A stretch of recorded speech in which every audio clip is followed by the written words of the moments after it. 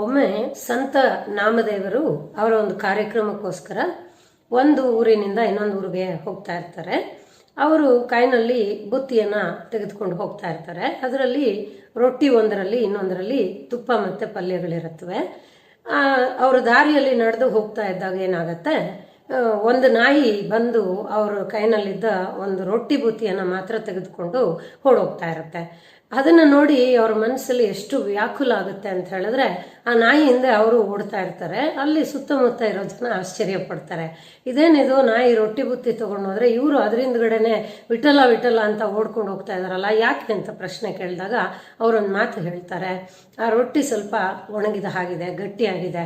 ನಾನಾದರೆ ಅದು ತಿನ್ನಬೇಕಾದ್ರೆ ಅದಕ್ಕೆ ತುಪ್ಪ ಪಲ್ಯಗಳನ್ನು ಇಟ್ಕೊಂಡು ತಿಂತಾ ಇದ್ನಲ್ಲ, ಅದು ಬರೀ ರೊಟ್ಟಿ ತೆಗೆದುಕೊಂಡು ಹೋಯ್ತಲ್ಲ, ಅದಕ್ಕೋಸ್ಕರ ಅದಕ್ಕೂ ಸ್ವಲ್ಪ ತುಪ್ಪ ಮತ್ತು ಪಲ್ಯಗಳನ್ನು ಕೊಡೋಣ ಅಂತ ಹೇಳಿಬಿಟ್ಟು ಅದ್ರ ಹಿಂದೆ ನಾನು ಓಡೋಗ್ತಾ ಇದ್ದೀನಿ ಅಂತ ಹೇಳ್ತಾರೆ. ಅಲ್ಲಿರೋ ಜನರಿಗೆ ಆಶ್ಚರ್ಯ ಆಗುತ್ತೆ. ಅಂದರೆ ಇಲ್ಲಿ ನಾವು ಅರ್ಥ ಮಾಡ್ಕೊಳ್ಬೇಕಾಗಿರೋವಂಥದ್ದು ಒಂದು ವಿಷಯ ಏನು ಅಂತ ಹೇಳಿದ್ರೆ, ನೋಡಿ, ಅವರಿಗೆ ಆ ನಾಯಿಯನ್ನೇ ವಿಠಲ ಅಂತ ಅವ್ರು ಕರೀತಾ ಇದ್ದಾರೆ. ಅವ್ರಿಗೆ ಆ ನಾಯಿಗೂ ಆ ವಿಠಲನಿಗೂ ಏನು ಭೇದ ಬರಲಿಲ್ಲ.